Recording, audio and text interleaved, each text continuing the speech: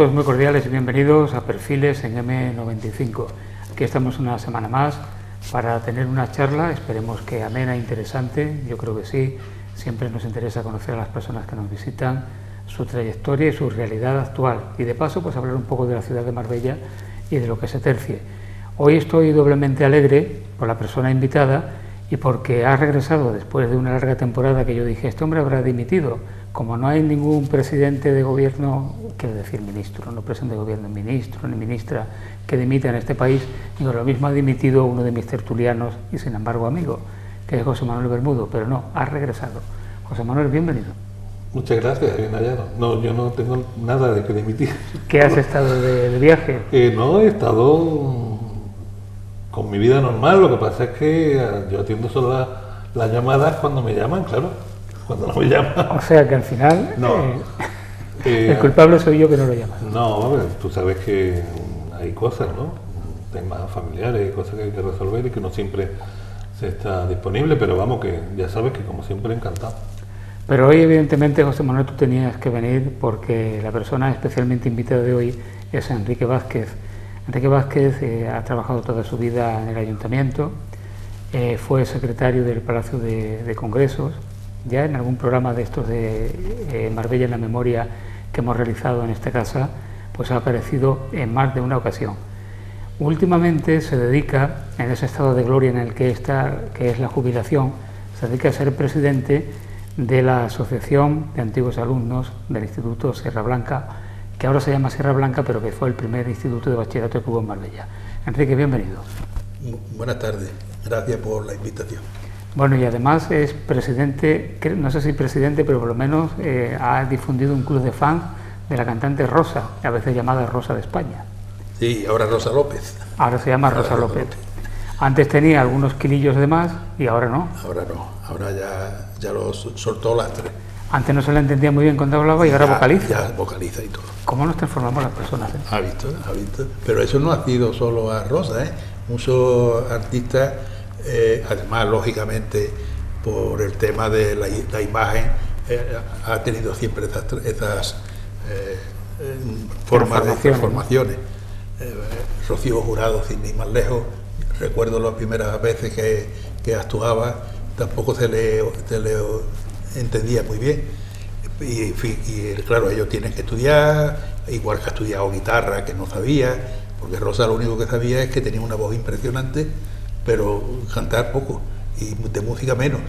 Y sin embargo, pues aprendió a tocar la guitarra, está tocando instrumentos, ha estado dando clases de canto, en fin, ha tenido una transformación en todos los aspectos. Eso es verdad que es normal, ¿no? Que muchos artistas...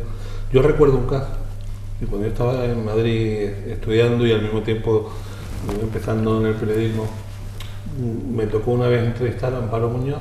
Amparo Muñoz era una de esas personas. Miss Universo, ¿no? Exacto, fue Miss Universo, pero después ya trabajaba en el cine y claro, ella tenía esa belleza tan espectacular, increíble, pero le faltaba moverse un poco en público, saber cómo actuar, cómo hablar, de forma que cuando la vi unos años después parecía nacida en Valladolid, de la forma en que hablaba, ¿no? Aprovechó bien las clases, ¿no? Pero es verdad que sí te enseñan, y con profesionales naturalmente, claro, lógicamente, porque hay que dar el callo en la profesión. Sí, eso está claro, que todo no es ponerse encima de un escenario y cantar. Son muchísimas cosas, entrevistas, muchos ponerse con la imagen, con vestido, comportarse, todo, el comportamiento, lo que antiguamente se llamaba urbanismo. Urbanidad. El urbanismo. Perdón, urbanidad y urbanismo.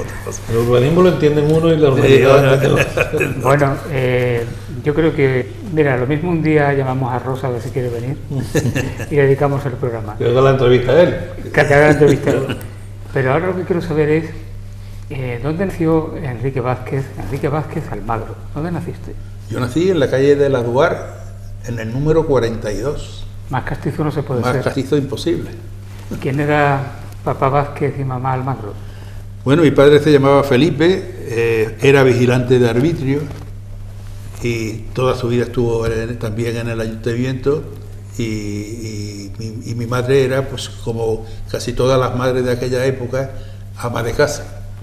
Se llamaba Sebastiana y era muy conocida. Bueno, en aquella época la verdad es que Marbella tenía 10 o 12 mil habitantes y nos conocíamos todos. No y eso de vigilante de arbitrio hoy hay que explicarlo, porque ya hoy... Bueno, sí, se puede explicar. Los arbitrios era una especie de aduana que había en todas las ciudades, y entonces cuando llegaba, por ejemplo, de Coín algún vendedor de naranja o de cualquier otra cosa, tenía que pasar por esas aduanas y al llegar a Marbella. Y mi padre era uno de los que estaba en esos puntos que se llamaban entonces. ¿Eso era lo mismo que el filato? Eso era el punto del filato. Y entonces los filatos pues estaban por ejemplo, en la carretera de Ojén, estaba en la carretera nacional a la altura de donde estaba antes del Calvario, donde estaba antes la estación de autobuses. Otro estaba a la entrada de Marbella por abajo en el cruce de la carretera de Ojén con la carretera nacional. Otro estaba en el centro de Marbella, al lado de la fuente de los peces, en la Alameda, que ahí estaba la administración.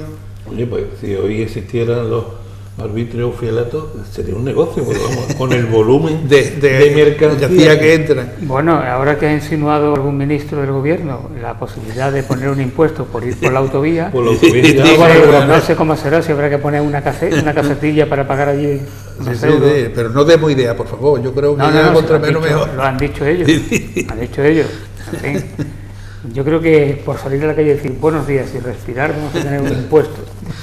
Bueno, total, que tu padre se dedicaba a recaudar. A recaudar para el ayuntamiento. Además, como anécdota, te diré que cuando yo me fui a hacer la mili, ya yo estaba trabajando en el ayuntamiento. Fue la primera vez que mi padre cogió vacaciones en el ayuntamiento. ¿Tú te fuiste a la mili? Cuando fui a la mili. Con 21 años. Cuando me fui con 21 años, en la Jura de Bandera. Y recuerdo que estando en Madrid, que es donde yo hice la mili, mi padre decía: ¿quién estará ahora? ¿Qué pasará ahora con la recaudación municipal? O sea, se preocupaba en aquella época de que si él no cobraba el arbitrio, ¿quién lo estaba cobrando?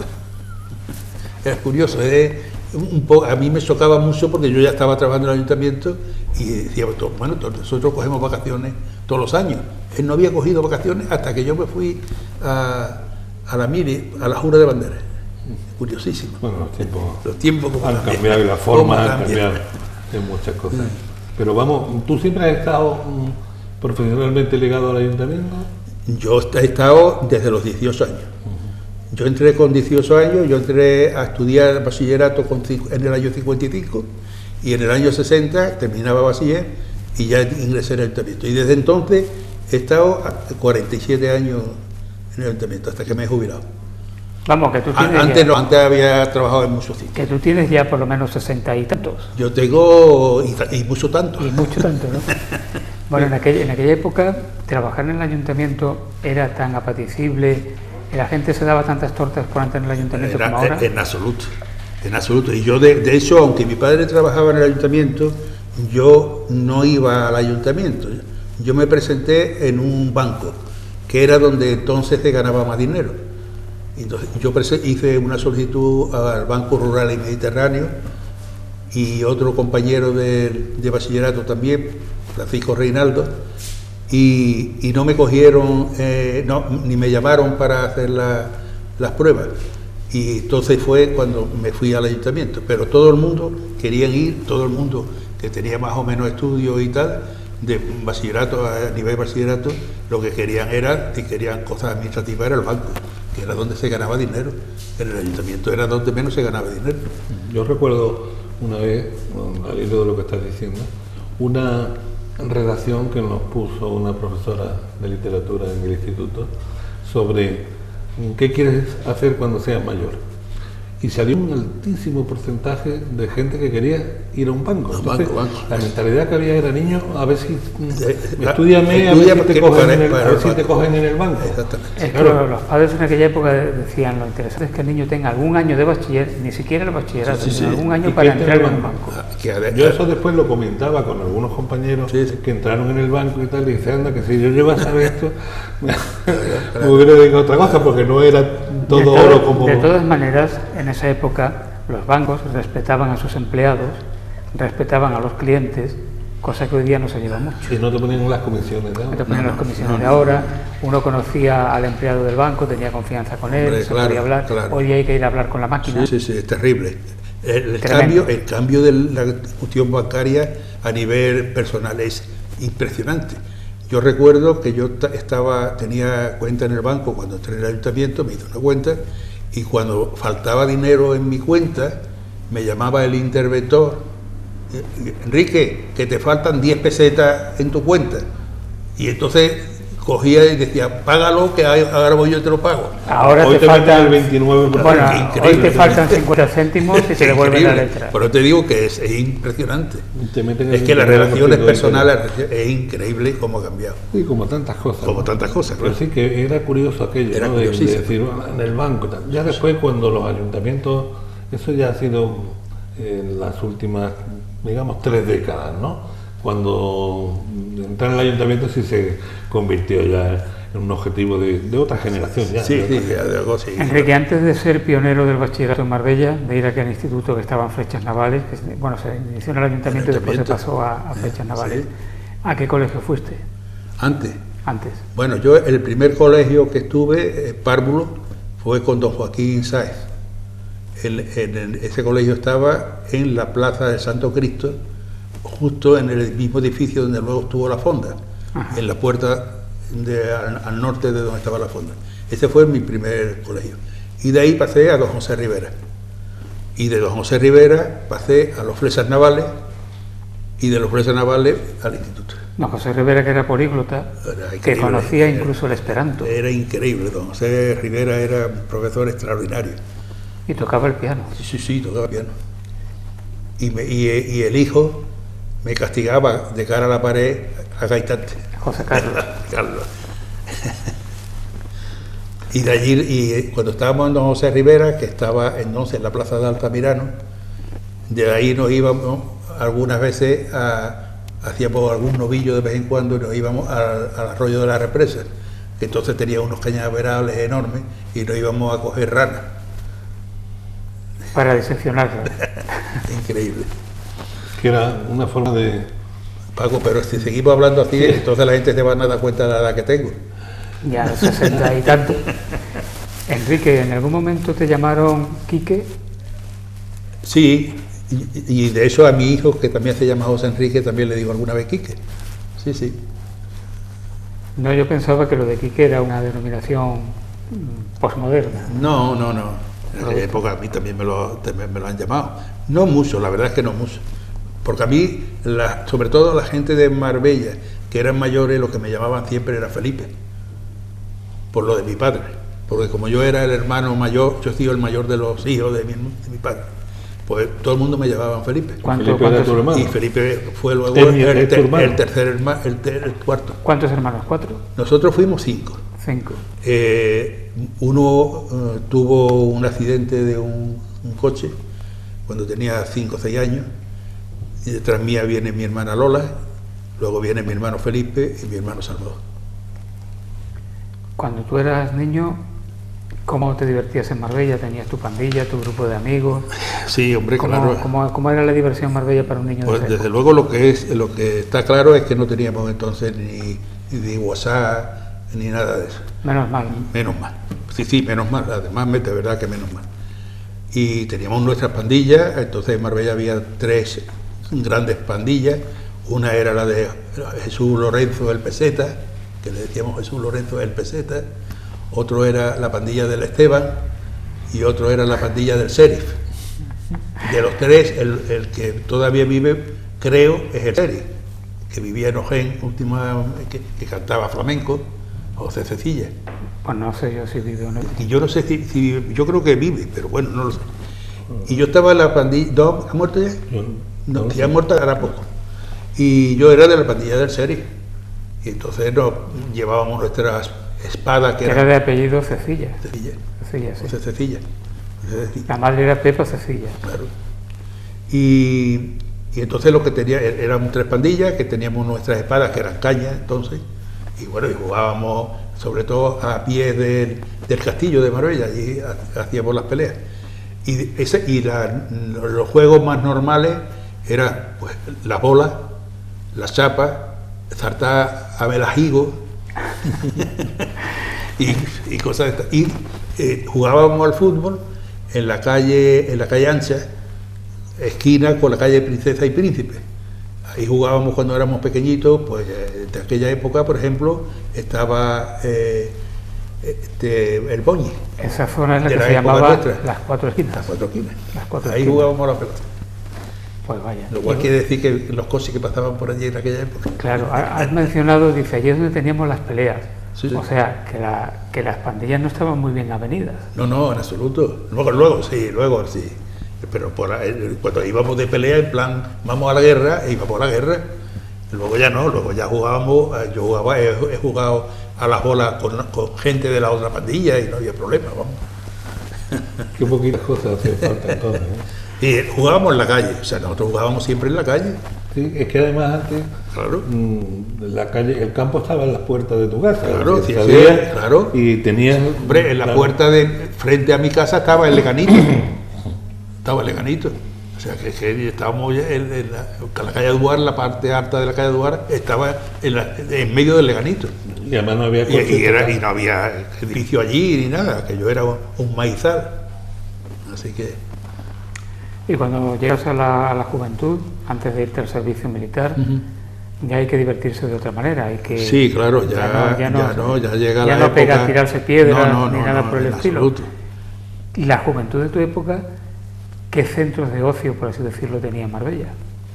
Bueno, ya cuando yo, en la juventud nuestra, ya estaba el famoso Marimar, que vino de Santiago, estaba en la playa, y era el sitio donde bailábamos siempre, sobre todo la gente de Marbella.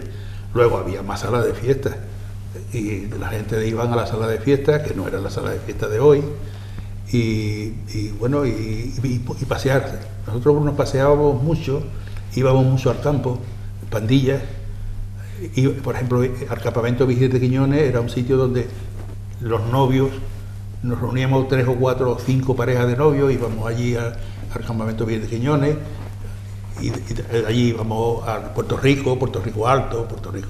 Entonces, eso era sitio donde íbamos en pandilla. Y luego, pues, en el año 55 para arriba ya empezaron a llegar aquí los primeros turistas, y una de los entretenimientos de nuestra época era hacernos amigos, sobre todo de las turistas. Pero eso no era todavía el mito de las suecas, ¿no? No, la sueca llegó poco después. Muy poco después. La sueca llegó, me parece que sería en el 58, por ahí. Hay una anécdota sobre eso en la revista de, ahora hablaremos de ella, sí, de la historia del bachillerato en Marbella, sobre Diana Dors, ¿no? Que era una de las vedettes de entonces, que aquí está, y que fue de las primeras, los primeros bikinis que se vio en Marbella, que se vieron, además con la figura de Diana Dors, claro, que no la llevaba nunca cualquiera. ¿Qué pasó entonces? El instituto se paralizó. Claro, yo en esa época que vino Diana Dors, yo estaba estudiando en el instituto. Como sabéis, el instituto estaba donde hoy está, donde estuvo la Escuela de los Reyes Navales. Delante del edificio Mediterráneo. Delante del edificio Mediterráneo. Entonces, quiero decir, a pies de playa. Y la película que estaban rodando Diana Dors estaba en la playa del Fuerte.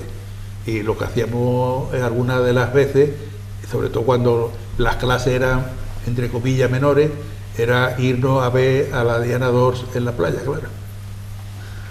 Y entonces se salía libremente del instituto, no había un control de alumnado ni nada. Sí, había control. Lo que pasa no es que se saliera, es que no se entraba.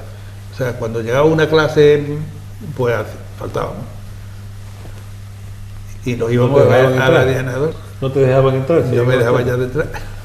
En tu trayectoria en el ayuntamiento, ¿pasaste por diversos negociados? Prácticamente por todos. Por todos, ¿no? Sí, hay que pensar que han sido 47 años.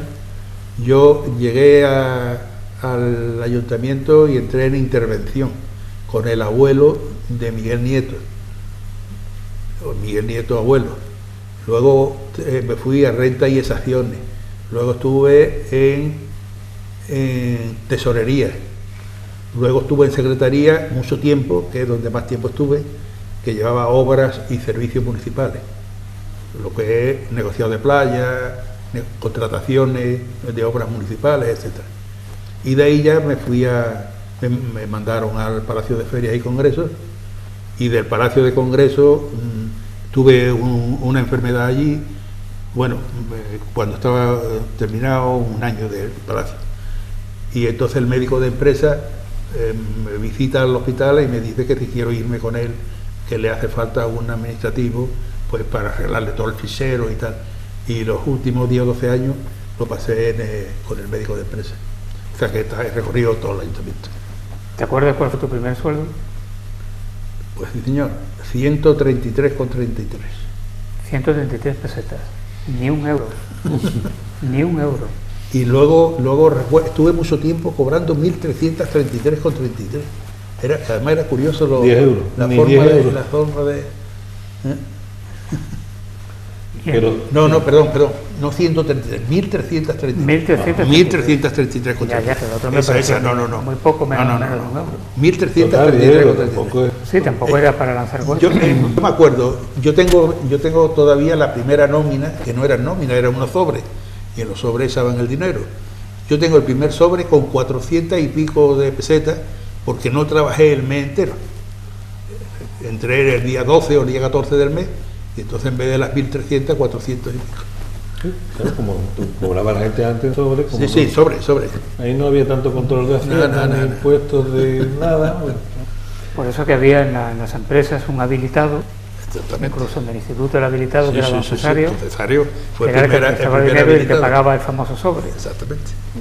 Sí, era un sobre amarillo además. Yo tengo todavía, conservo los sobres primeros sobres que yo he cobrado. Pero a ti, quizás por ser más visible, mucha gente te recuerda en el Palacio de Congreso organizando la feria de muestras. Sí, donde... Que era, claro, donde tanto público estaba más visto, tal, claro. Era más visible. Pero es que organizar la feria de muestras, que ya se perdió, la feria de muestras con el paso del tiempo, era complicado, porque eran muchos, estaban cada uno con sus caprichos. Era muy complicado. Y yo lo digo porque en algo te vi y en algo lo vivimos, porque la radio incluso montábamos allí un estudio.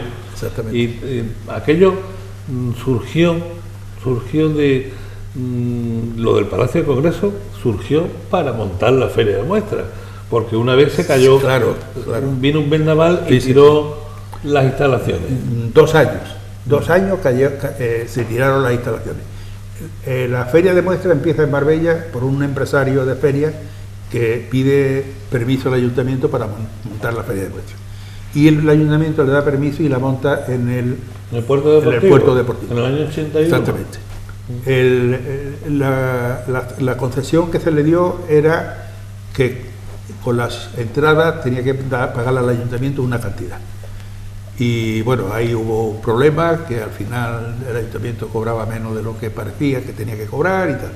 Y entonces el ayuntamiento toma carta en el asunto y dice, no, el año que viene la montamos nosotros. Entonces la segunda feria de muestras la monta ya el ayuntamiento.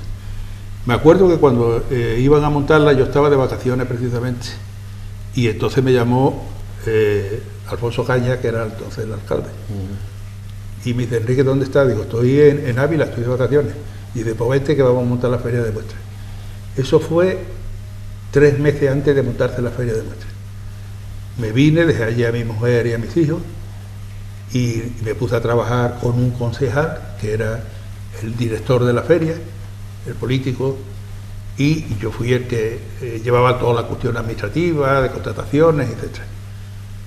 Y entonces hicimos la segunda feria en la zona del Molino de Viento. y la hicimos con un terreno que no estaba asfaltado, un solar grande que había allí. Era donde se ponía la feria normal también, ¿no? Que se puso también alguna vez en las ferias normales. Y la hicimos ahí. Llovió muchísimo ese año.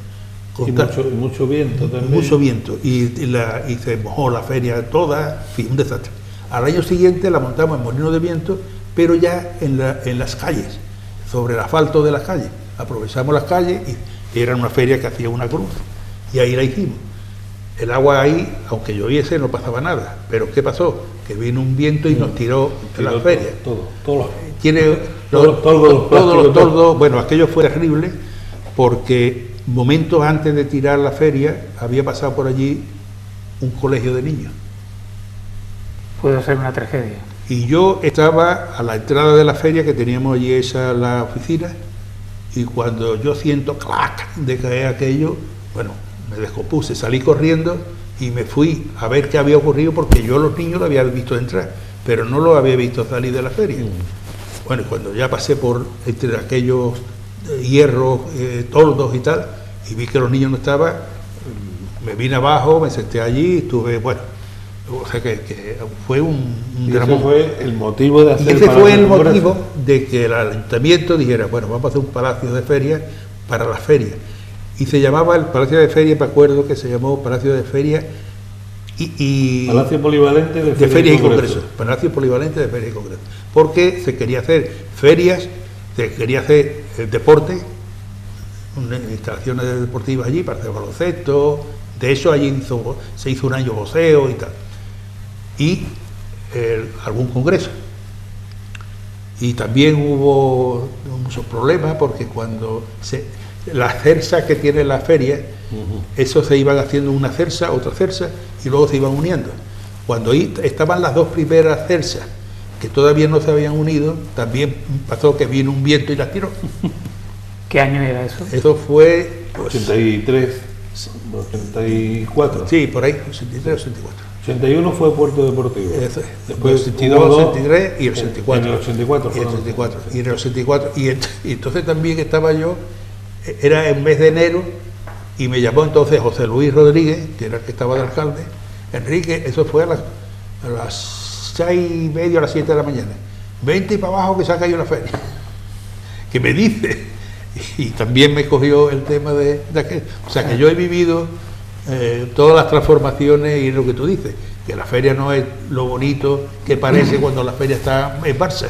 Sí, que en Marbella siempre ha tenido mucho éxito lo que el viento se llevó. Sí, sobre todo lo que se llevó el viento. Y la feria, en realidad, hoy no existe porque era efectivamente eso, una feria de muestras. Sí. Porque hoy, que vas a mostrar hoy si ya está todo hecho a través de internet.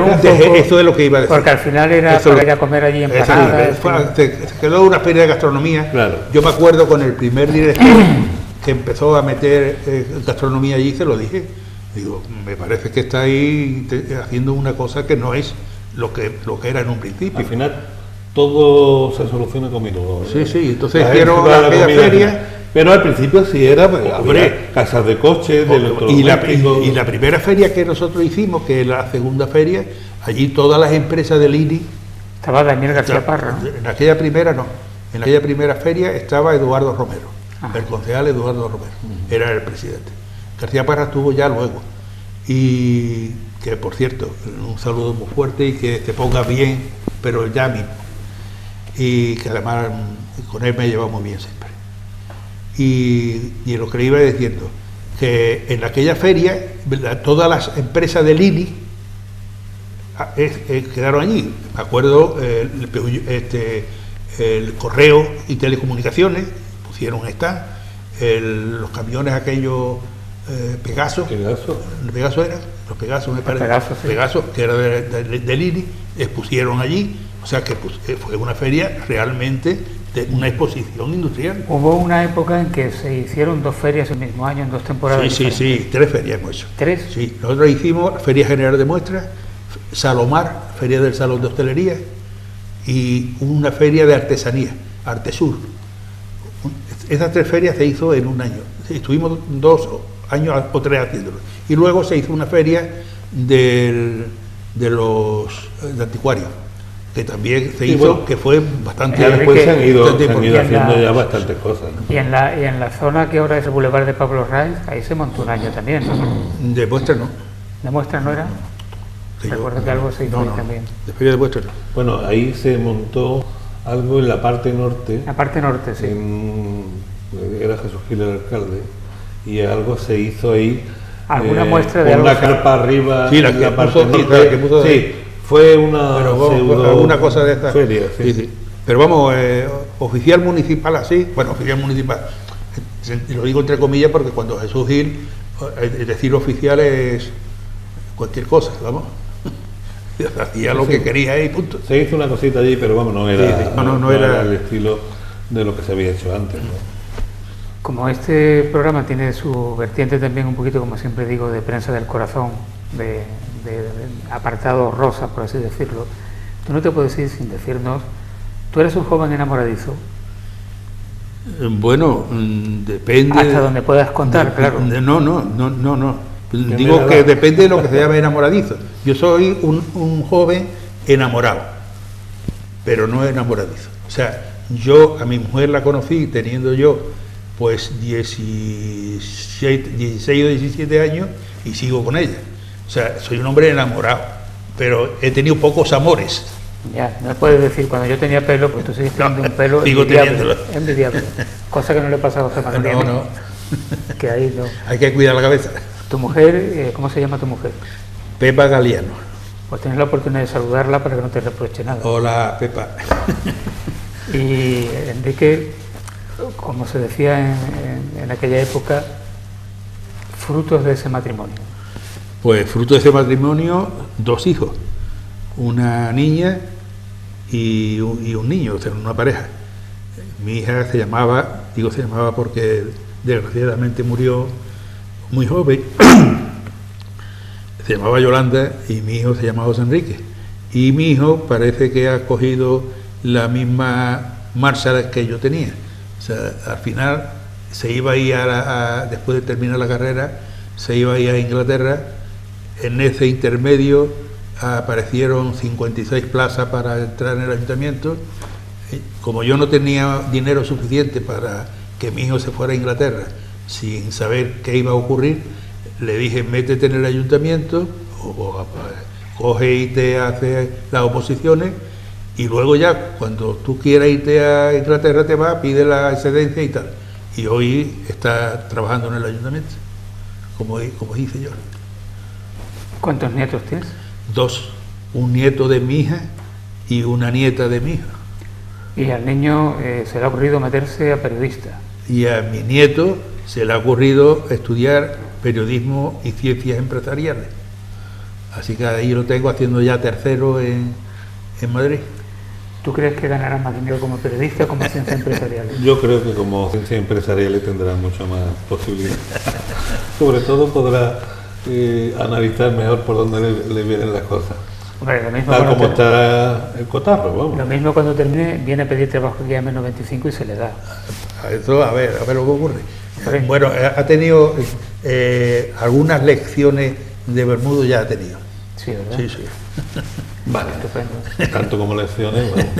Bueno, pues algún día nos Una vas a tener- manilla. algún día nos vas a tener que dar aquí una clase magistral.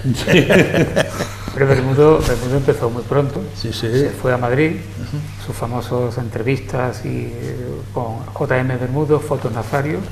¿Te acuerdas del fotógrafo? Es algo mítico. Mítico. Sí, ya. hombre, si el fotógrafo se hubiera llamado Pepito Gómez, pues a lo mejor no te acordabas, pero Nazario es... Foto Nazario, sí. ¿Por qué llegas tú a introducirte en un club de fans de una cantante pop? Bueno, yo no soy muy aficionado a la música en general, o sea, nunca he sido un Melómano. enamorado. Pero un año empieza un programa nuevo en la televisión que se llama OT1, Operación Triunfo, hace ya 17 años, y lo ponemos a verlo cuando está actuando los niños que estaban allí. Yo me voy yo vivo en una casa de 2 plantas. En la planta de arriba es donde tenemos la televisión y abajo está la cocina. Voy a hacer algo a la cocina y escuché una voz que no sé, me puso los pelos de punta. Voy a ver a mi mujer y le digo, ¿quién está cantando? Dice, esa niña. Bueno, que cuando yo vi a la niña, no veía a la niña. Eran 7 niñas. Pero la voz fue impresionante. Y tanto es así que empezó a gustarme mucho. En aquella época hicieron por internet unas páginas donde tenía cada uno de los participantes en Operación Triunfo, tenía su página, y me fui a meterme en la página de esta niña, que es Rosa, y entonces nos reunimos allí pues unos cuantos chateando, diciendo cosas y tal, y se nos ocurre de formar un club de fans, y ese fue el inicio. Se hizo el club de fans, nos vamos a Granada con caravanas de coche pidiendo los votos para que vaya a Eurovisión, con carteles. A Eurovisión no fuiste, ¿no? No, ya ahí no podía ir. Y era muy lejos. y esas cosas. Y luego, pues, algo con mi edad, meterme en colas impresionantes para ver a Rosa, la verdad es que yo mismo me decía, bueno, ¿y yo qué hago aquí? Pero tú no, le gritabas que éramos un hijo tuyo, ¿no? No. Hasta ahí no he llegado. Y os fuiste y os entrevistasteis con ella. Fuimos, nos entrevistamos con ella. Antes de ver a Rosa, el día que fundamos el club de fans en Granada, llamó la que fue la primera presidenta a casa de Paquita, la madre de Rosa. Entonces le dijo que, mira, que estaba aquí un grupo, que estamos formando un grupo de fans para tu hija, y queríamos verte. Cuando tú me digas, dice, no, pues venirse a comer a merendar. Y entonces nos fuimos a merendar, y así conocí yo a la madre de Rosa. O sea, que yo con quien realmente tengo amistades con la madre de Rosa, luego más tarde con el padre. Pocos meses antes de morir el padre, yo estuve comiendo con la madre y con él en el mismo sitio que comían ellos normalmente con Rosa, además en la misma mesa. Pero que eso digo, la amistad con ellos, con los padres, porque yo a Rosa realmente no tengo amistad con ella. Yo a Rosa voy cada vez que hay firmas de disco, nos vemos, nos reímos y tal, pero no más, porque además soy una persona que no me gusta molestar, entonces procuro de tener nuestros espacios. Y por ejemplo al entierro del padre sí que estuve, en el entierro del padre de Rosa, pero que ya te digo, la amistad de yo con los padres y con uno de los hermanos sobre todo. ¿Hablamos de la revista del bachillerato? Podemos hablar, pero antes de pasar de las revistas me gustaría, para completar el tema de Rosa, hacerle una... Está muy empeñado con Rosa. No, es que a mí me llama la atención porque teniendo esa voz impresionante que tiene y esa categoría de artista, parece como si no hubiese tenido la repercusión que en un principio se esperaba que hubiese tenido, ¿no? Sí, eso es lo que nos lamentamos, sobre todo los fans de ella. Rosa tiene una voz impresionante, ha tenido una voz súper impresionante. Rosa, cuando sale de Operación Triunfo, fue, igual que casi todos, explotados con aquellos conciertos multitudinarios y cada 3 días cantando y tal. Lo que hizo es que a muchos de los que estaban allí lo pudieron resistir, aunque casi todos tuvieron de psicólogos, esa es la realidad. Pero Rosa era una niña que no había salido de Granada. Rosa había cantado en alguna boda, en algún bautizo, por los pueblecitos de Granada y nada más. Entonces a ella le afectó mucho la voz. De hecho, perdió la voz, tuvo que ser operada de la garganta y estuvo 1 año y medio así sin cantar. Y en el boom de aquel OT1, estar 1 año y medio sin cantar fue complicado. Entonces luego ya empezaba a costarle de salir. Y aparte de eso, hablan de que no tuvo mucha suerte con las personas que la llevaban. Es que eso es fundamental. Y eso es fundamental. Que te lleven bien uno, claro. Yo me acuerdo de uno de los consejos que dieron a una cantante en Operación Triunfo, que era, en vez de coger un buen empresario que te lleve, coge un buen abogado. Aquello a mí me afectó mucho y me acuerdo siempre porque Rosa sigue actuando. Rosa hace 5 o 6 días estuvo actuando, por ejemplo, en la televisión gallega, en un programa de televisión gallega, hace cosas, pero la verdad es que no hace lo que tú dices, no hace lo que tenía que hacer. La voz no le ha quedado con la voz que tenía, esa también es verdad. O sea, tenía una voz impresionante, sigue teniendo una magnífica voz, pero no era la voz primitiva, porque, bueno, tuvo el problema que tuvo en las cuerdas vocales. ¿La revista? Sí, bueno, Enrique es presidente tú creo que lo has dicho antes. Sí, de la asociación. De la asociación de Antiguo Bachillerato, de la que yo soy vicepresidente, que conste. Por eso muchas veces estamos en contacto sobre todo para continuar con una tradición que inició él, esta fue la primera revista, que recogía desde el año 1955 hasta el 66, una de las primeras fotos de alumnos del instituto. Tiene un defectillo. Que es verde. Entonces, con el croma de aquí, pero vamos, podemos enseñar. Nos aparece transparente, pero aquí tenemos. Esta que no es tan verde. Aquí tenemos otra, no tan verde, efectivamente. Sí, porque son 3 números los que tenemos. Antes se decía que el verde empieza en los Pirineos, pero. Y esta es la segunda. Exacto. Bueno, pues esta primera fue para, ¿verdad, Enrique? Para que no se perdiera esta documentación que tú tenías, que aquí están calificaciones, material recibido en el instituto, cómo se inauguró el instituto, en fin, todo eso que forma parte de la historia de la enseñanza en Marbella, aunque después tuvo continuidad, porque vamos a seguir. Sí, sí. La idea surgió de ti. Sí. La idea de la revista surgió de mí. Tú eras entonces un joven jubilado emprendedor. Yo era ya jubilado, porque esto fue joven y emprendedor.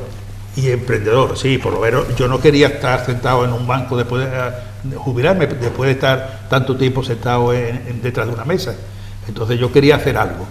Y la verdad es que la asociación no surgió de mí, surgió de un grupo de compañeros, entre ellos yo creo que encabezado por Carlos Cueva Garrido, Carlos Sánchez Cueva, que se llamó luego. Yo creo que fue él realmente el que tuvo la primera iniciativa. Y fue cuando se pidió al ayuntamiento que nombraran hijo honorario a los primeros profesores del instituto. A partir de ahí surge la idea de la asociación. Y luego más tarde aquello quedó un poco diluido y tal, y el director del Sierra Blanca de aquella época, don Manuel Padrón, fue el que nos hizo darnos un impulso. Oye, ¿por qué no hacéis ya la asociación? ¿Qué tal y qué cual? Y ya lo tomamos más en serio, nos reunimos y en el 2011 formamos ya la asociación. Y pocos meses después, dimos una de las actividades primeras que tenemos que hacer es, yo tenía, lo que dice Bermudo, la memoria de los 3 primeros cursos del instituto.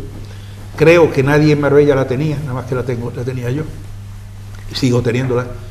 Y esas memorias son interesantísimas, porque habla de cómo se construye el instituto, cómo se inicia, dónde empiezan las clases, que empieza en el salón de actos del ayuntamiento, los 3 primeros meses del curso, y luego en enero pasamos ya a la escuela de defensa navales, que todavía no estaba terminada, por cierto. Y a raíz de esas memorias, que no queríamos perderlas, dijimos, vamos a ver si nos somos capaces de hacer una revista. Y efectivamente, nos ponemos mano a la obra. A mí me tocó traducir. Digo traducir, más que transcribir, porque algunas cosas había que traducirlas. Los discursos de inauguración del instituto. Esa grabación la tengo yo también, y era en unas pésimas condiciones de sonido. Sí, increíble, increíble. Realizada por la radio sindical de la época. Claro. Y claro, aquí había cada manifestación. Esa cinta me la dio a mí don Vicente. Sí, la tenía don Vicente Ramón. Don Vicente Ramón me la dio a mí. Y yo empezaba a oír la cinta y a tomar notas desde la primera palabra hasta la última. O O sea, esto fue un trabajo auténticamente de Sino, pasarlo a literatura. Fue increíble. Aquí en el discurso, por ejemplo, de don Rodrigo decía porque nuestra ciudad sigue prosperando y de modo especial a vosotros niños, insisto, alegraos en el Señor, porque si es verdad que los grandes potentados del turismo internacional encuentran la paz y alegría en nuestra ciudad y en nuestra costa, también es verdad que desde hoy vosotros vais a encontrar cultura y religión, y yo pido a Dios que merezca crecer en edad, sabiduría y santidad. Claro, entonces la religión estaba íntimamente ligada a cualquier... Y además vino un ministro, el ministro Lora Tamayo, vino a la inauguración, porque entonces inaugurar un instituto no era nada fácil. Y aquí yo tengo aquí una cosa, para que hoy se vea la diferencia de cómo entonces, y no estamos nada traumatizados, un horario de clase de cualquier día, ¿no? Del primer curso, lunes, martes, miércoles, jueves, viernes y sábado. Y el sábado el horario era a las 9:15 educación física, a las 10 matemáticas, a las 11:30 formación del espíritu nacional, que no faltara, a las 12:45 ciencia de la naturaleza, a las 4 de la tarde lengua española y a las 5 dibujo, un sábado. Hoy tú le dices a alguien que van a ponerle este horario un sábado y hay manifestaciones por las calles, pero bueno, ahí está, ¿no? De cómo eran las cosas en cada momento y cómo, bueno, cada tiempo tiene su forma. Gracias a esta iniciativa vuestra y hasta el momento estas 3 revistas, libros prácticamente que se han publicado, hay una información histórica de la historia de Marbella, del Bachillerato de Marbella, que se habría sin duda perdido de otra manera. Sí, yo creo que sí, yo creo que la labor es buena. Hay una cosa, nos ha costado nuestro trabajo, lógicamente, porque aparte de la memoria, que ya la teníamos, que no había mucho problema, la verdad es que hemos tenido muchas colaboraciones, hemos pedido colaboraciones a compañeros que nos lo han dado, fotografías, hemos reunido muchísimas fotografías, el material fotográfico es impresionante, y una de las cosas que para mí tiene mucha importancia, sobre todo por el trabajo personal, es el haber hecho las orlas desde el primer curso en adelante, investigando en el archivo del instituto. Sí, orlas como... investigando en el archivo del instituto, y como tú bien sabes, en el archivo ha entrado agua alguna vez, las grapas con las que se cogen las fotografías están oxidadas, o sea que hemos tenido que hacer una labor de limpieza de las fotografías impresionante. Y la verdad que tiene un súper trabajo todas las orlas esas. No todo el mundo tiene su orla, porque... Claro, pero han sido reconstruidas efectivamente. Sí. Estoy pensando, me está dando morbo de investigar en el archivo para ver el expediente de José Manuel Bermudo, que debe ser un expediente brillante. Mi expediente, porque a lo mejor te llevaba una sorpresa. ¿Estáis trabajando ya en una cuarta? En la cuarta, revista? sí, exactamente. Estamos ya trabajando en la cuarta. Ya está más alejada de la época en que nosotros estudiábamos, entonces tenemos menos documentación, con lo cual quiere decir nos está costando más trabajo. Hombre, evidentemente ya no hay tanta aportación de los primeros años, claro, pero todavía sí hay del antiguo bachillerato, antes de que terminara el bachillerato laboral, técnico laboral, sí hay todavía algunas cosillas que sí, contar, hay cosas. Aunque cueste más trabajo, pero siempre con la colaboración de más colaboraciones, claro, haremos las cuartas revistas. Yo destacaría algo importante. En los momentos en que se han publicado estas 3 revistas que existen en la actualidad, todavía la mayoría de aquellos pioneros del bachillerato vivían. Hoy, desgraciadamente, claro, que yo sepa, de los pioneros queda María Josefa Martínez, la única, doña Pepita. Del primer claustro de profesores, la única que queda es doña Pepita. Sí, porque de los pioneros también, no del primer claustro, pero de los pioneros, Antonio Galvez falleció también recientemente, claro, este verano. Don Vicente Ramón, también falleció, don Pedro Farcó, que son los 3, y don Cesario, fueron los 4 últimos que fallecieron. En muy poco tiempo, sí. Claro. Pero claro, todo llega... Sí, la verdad es Pepita que tiene 90 y tantos años. Bueno, Pepita tiene su edad que... Tiene una edad indefinida. Hombre, que ella he dicho... A esa edad ya no importa. Tiene más de 70. Sí, A ella no le gusta que se diga. Sí, que la se diga edad, su A edad. ella, a esta edad ya yo creo que ya le importa muy poco. No, a ella sí le importa, te lo puedo. bueno, pues te Sí, lo sí, puedo sí le garantizar, importa, Bueno, sí le bueno, importa, sí. sí le importa, porque yo he querido sacarle la edad y sí que le importa. que guarda su coquetería. Menos mal que no, Es muy coqueta. que no he dicho la exacta. Bueno, Enrique, espero que no nos eche una bronca cuando- a esta edad ya, Enrique, que todavía es capaz de echarnos. Sí, hombre, claro. Ya en su momento nos la echó. Cuando dentro de... Sí, bueno, el año pasado en un concierto de Amigos de la Música, el año pasado, el anterior, que estaba allí, y me estuve saludando y me dijo, está usted bastante crecido. Lo que es que han pasado 50 años. ¿Qué iba a decir? Que cuando dentro de mucho tiempo, Enrique, tú tomes la nave del olvido, como decía el bolero, esa documentación que posees, ¿qué vas a hacer con ella? Pues, hombre, a mí me gustaría Hay que, que darle al archivo municipal, a ¿no? mí me gustaría que cuando yo no esté siga la asociación. Estamos intentando que alumnos más jóvenes que nosotros empiecen ya a coger el timón de esta nave que hemos hecho. O sea, nosotros hemos hecho lo más complicado, que es fundarla y ponerla en marcha. Ya la tenemos en marcha, entonces para mí sería una pena que desapareciera, la verdad. Y efectivamente, si desapareciera, por supuesto que la documentación iría o al instituto, y yo creo que es donde debería de ir, y que esté en su biblioteca cara al público, o a las entidades municipales, que es otro sitio donde puede ir.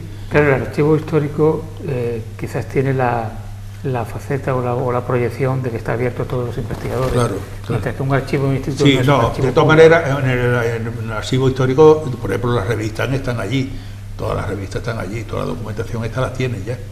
O sea, eso está claro. Y la documentación Original.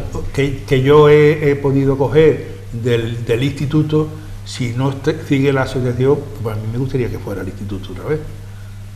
Claro. Porque de eso lo que yo ya he cogido del instituto está aquí, en la revista. O sea, que esto está ya en el archivo municipal. Claro, has tenido, iba a decir la suerte, yo diría que en cierto modo es tener una visión acertada, de tener la colaboración de los directores, de Manolo Padrón, de Antonio Rodríguez Feijó después, y ahora de Sofía Morales. Sí. Que por cierto, quiero agradecerle ahora a Sofía todas las facilidades que nos ha dado para coger datos allí en el instituto. Y darle las gracias también porque este año también viene al almuerzo de los antiguos alumnos. Eso te iba a decir, que anualmente se hace una comida de los antiguos alumnos. Y antiguos profesores. Y que pues estos pioneros han estado viniendo también, Sí, año en año. claro, Tiene un poco ese balance de que de año en año va faltando gente. claro. Pero eso pasa en toda faceta humana. Eso es ley de vida. Profesores y alumnos Y también. algunos faltan también mucho. El último, Félix Cámara el Pobre, que estuvo en la cena del año pasado, y pocos meses después se nos fue. Se nos fue también otro compañero que también estuvo allí. O sea que, bueno, por desgracia eso ocurre. Hasta el momento se han realizado algunas veces en San Pedro y otras veces en Marbella. Sí. Nosotros empezamos a hacerla en restaurantes que estaban regidos por antiguos alumnos. O sea, por ejemplo, el primer año lo hicimos en el chiringuito de Pepe Ravira, que Pepe Ravira fue alumno de la tercera promoción o de la segunda promoción.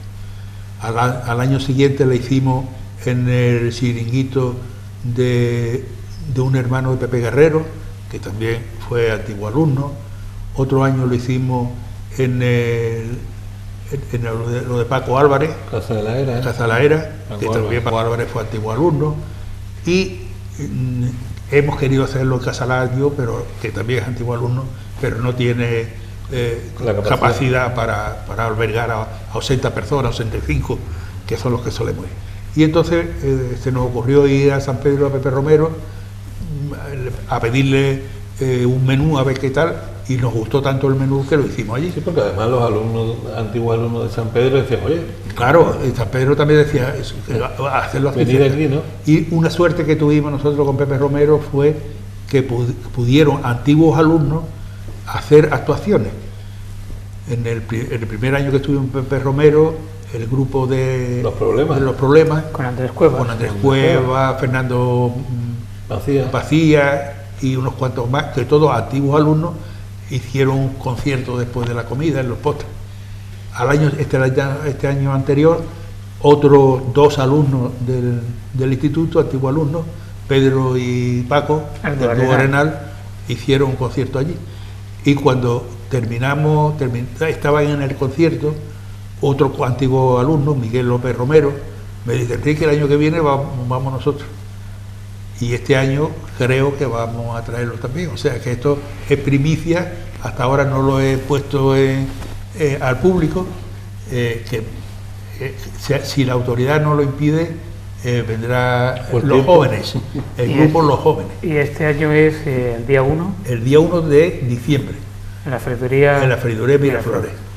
Y allí va a haber la actuación y todo. Y allí queremos que, por esto digo, yo he dicho si la autoridad no lo impide, porque ya me dijo el propietario de la freiduría que ellos iban a pedir permiso al ayuntamiento para poner música.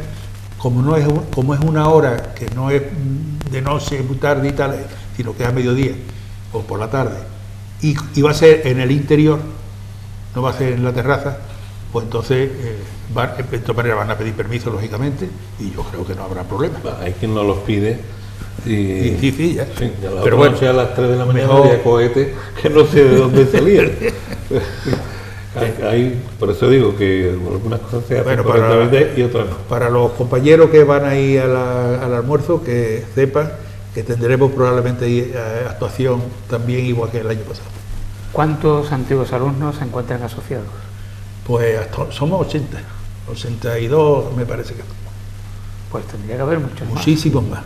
Pero bueno, en la sociedad tenemos, la verdad es que tenemos un grupo de antiguos alumnos en el WhatsApp, por ejemplo, en Facebook, de 500, y sin embargo en correo electrónico tengo 1200. O sea que la verdad es que somos muchos los que estamos en el tema y tal, pero a la hora de asociarse la verdad es que cuesta trabajo. Bueno, cuesta 60 euros al año nada más. 5 euros mensuales. O sea, te quiero decir que eso es poco, pero poco bueno, dinero. Pero a la gente Hombre, hay un tesorero que se encarga de advertir. Por cierto, yo tengo que pagar este año. Sí, no, pues ya sé que las cartas las tiene hechas para mandarlas para los morosos. Pues que me lo mande, que nunca me acuerdo de la cuenta. Enrique, ¿cómo es un día tuyo de felizmente jubilado? Sé que duermes poco. Duermo muy poco, la verdad es que duermo muy poco, porque normalmente el trabajo mío de la asociación es prácticamente por la noche.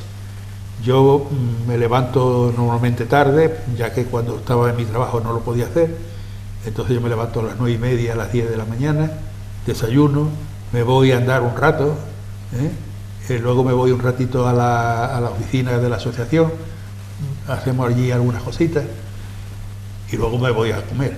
Duermo la siesta, yo soy de siesta fija, que por cierto no te perdono que me llame a esta hora a hacer programa, la próxima me llama a otra hora, bueno, porque a esta hora yo no soy hombre, o sea que... Tendré que ofrecerte algo para hacerme perdonar.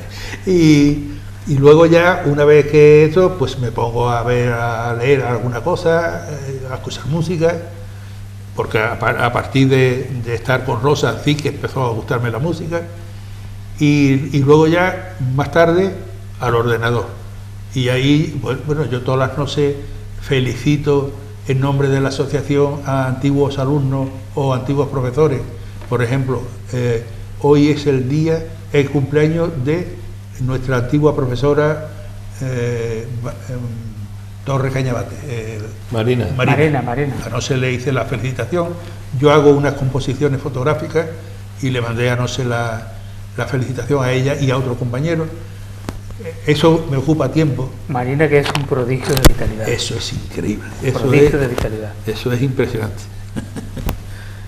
Y bueno, ya no te queda más tiempo. Y ya, bueno, estoy trabajando en la casa pues hasta las 2:30 aproximadamente de la madrugada. A esa hora me acuesto y por eso me levanto tan tarde, claro. Sí, yo trabajo a esa hora porque a las 12 me quedo solo en casa. Y solo es como se trabaja a gusto. Quiero decir, mi señora ya se ha ido a dormir. No, es que Aviso navegante. en tu vecindario, que tú estás muy vigilado, Enrique, Sí. la gente sabe que la luz de tu ventana Sí. está encendida Sí, hasta altas horas de la madrugada. sí. Pues pidiéndote disculpas por haberte sacado de la siesta, porque este programa se emite en directo a las 5 de la tarde, que es tu hora de siesta. Sé que has hecho un esfuerzo por venir, te lo agradecemos. Hombre, tú sabes que cuando tú me dices ven, yo voy. Lo dejo El tío todo. de los panchos, el tío de los panchos. Tú me dices ven, lo dejo todo. Todo. Así que gracias, un saludo a tu De mujer nada, a también. ti, muchas gracias. Y el día 1 de diciembre esperamos pues disfrutar Claro, hombre, de esa comida naturalmente. grata. Bermudo, que bueno, ahora te voy a llamar toda la semana. Tampoco te vaya a pasar, Paco. El agradecimiento, como siempre, a Marta Ortega, Marta Madre y Marta Vallés, Marta Hija. Estuvieron detrás de las cámaras para que esto se haya escuchado y visto en condiciones. A todos ustedes, gracias y hasta la próxima semana.